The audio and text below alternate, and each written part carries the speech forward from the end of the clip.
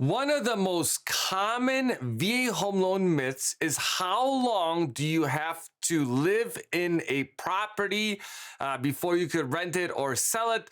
So that's what we're going to cover today. So we're going to talk about that. We're going to talk about what goes into doing each of these things and how it affects you when you're thinking about using the VA home loan, or if you already own a property and you're like, well, how am I going to do what I want to do and know the implications of that? So kind of as a general rule, when you're purchasing a property, you have to purchase it as a primary residence, and there's some exceptions around that.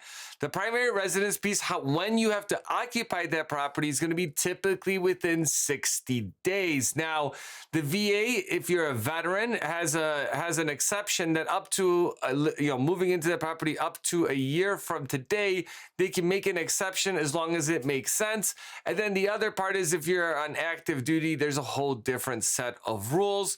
And if you're buying a property and then you're going to be turning around and using the VA home loan again, there's an impact on how much entitlement you're going to be using today, which is going to be your loan balance plus any funding fee. And then what that's going to look like when you purchase the next one, because you might have exhausted your entire benefits, and where now it might not make sense to use the VA loan, and you'll be looking at other loan products, right? Those are all things to factor in.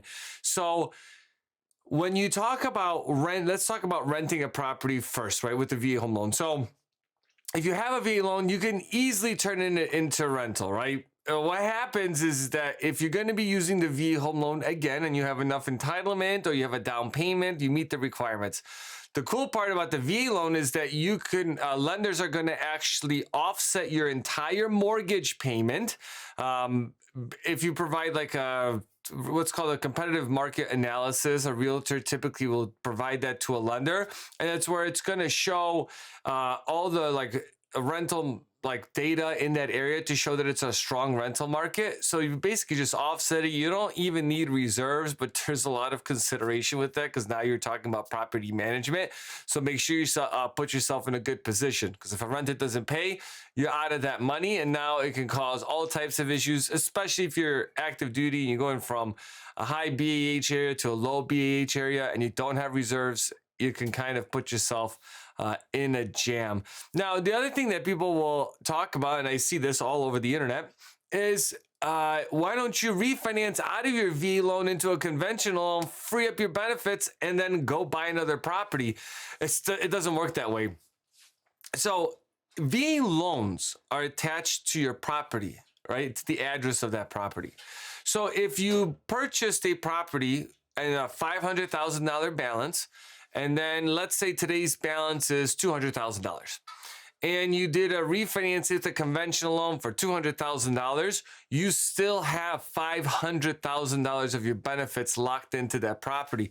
The only way to restore your benefits without doing any type of it's called a once in a lifetime restoration. I think this is where that myth comes from. Like, oh, you have to. You could only have one VA home loan at a time, or you can only use it once. This once in a lifetime restoration only applies when you either paid off a property or you refinanced the loan into a conventional loan and you still have an outstanding certificate attached to that property. Then you would fill out this once in a lifetime restoration. What will happen is they'll fully restore your VA home loan benefits. You can purchase another property with full entitlement.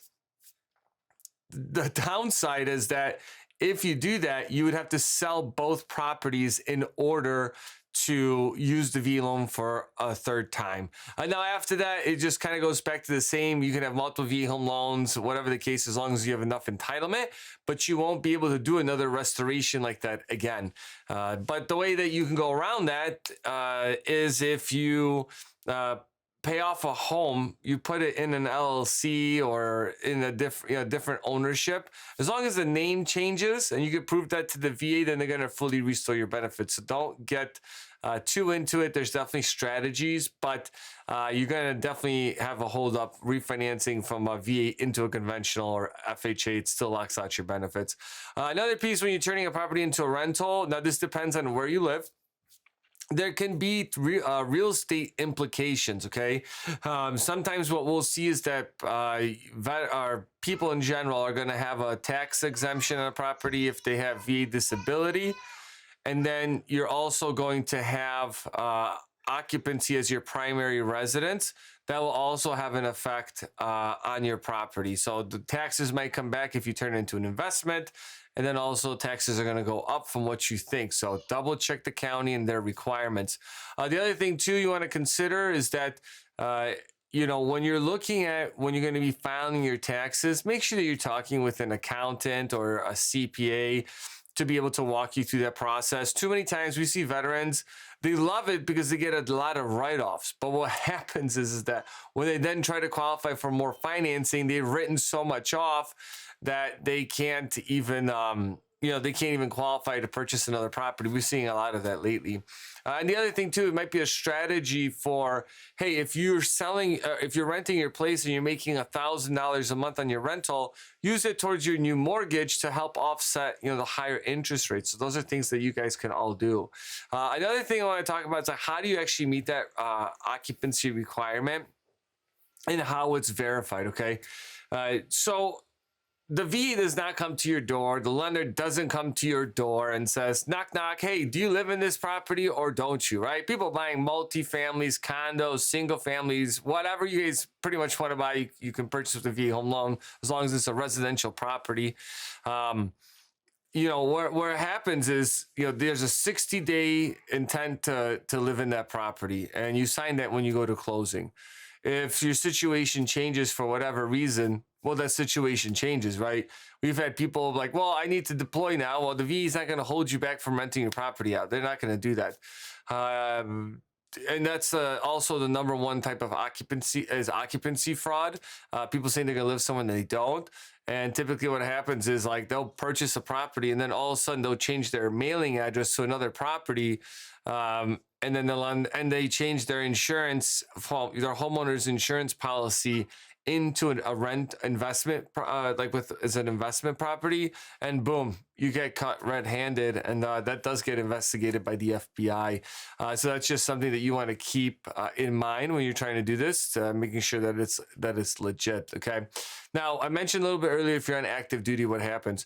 So there is no time requirement if you're on active duty. If you purchase a property and your spouse or child lives in that property, they actually satisfy the occupancy rate. So a good example of something like that would be, we do this all the time. So let's say we have somebody in Japan, South Korea, Guam, Germany, any of those places, okay? And their family wants to go back stateside. And let's say they're going to, let's just use Richmond, Virginia as an example. So they can certify, right? The veteran will certify that, yes, my spouse will be living at that property, and the lender will use that letter. And this, as long as everything makes sense, like a lot of times they'll be like, oh, we have family there, or we want to go to school there, we're from there, and we're going back, but the active duty member is staying behind. That's okay. You can do that. Now, there's definitely some income potential challenges with that, especially if you're overseas not getting BAH. You got to actually use all that income. And if your spouse is gainfully employed, part-time or full-time, depending, we just did a video around that. Then we can use their income, or we won't be able to use that income. And also the VA does, there's no time limit on how long you have to own a property before you sell it. The cool part with VA home loans is there is no prepayment penalty. So if you want to make extra payments, you can do that. If life happens and you need to sell that property, you could do that 2 days. You could do it the same day you buy a house. You can go ahead and turn around and sell it. Zero penalties. You want to make extra payments and buy it, and pay down the balance, do that. You change the amortization schedule, and I'll do a video around that as well, because a lot of people are like, well, why would I make extra payments? How does it work? And so we want to break that down. And all the stuff we talk about today is why we created VA Housing Education, to educate the veteran community around using the VA home loan and get resources. So if you guys have questions, please schedule a call with us. There's a link down in the description. We're happy to help. We're able to help you across the country, and we also have a network of realtors that are also able to assist you. So please hit the like and subscribe button, and we'll catch you guys soon.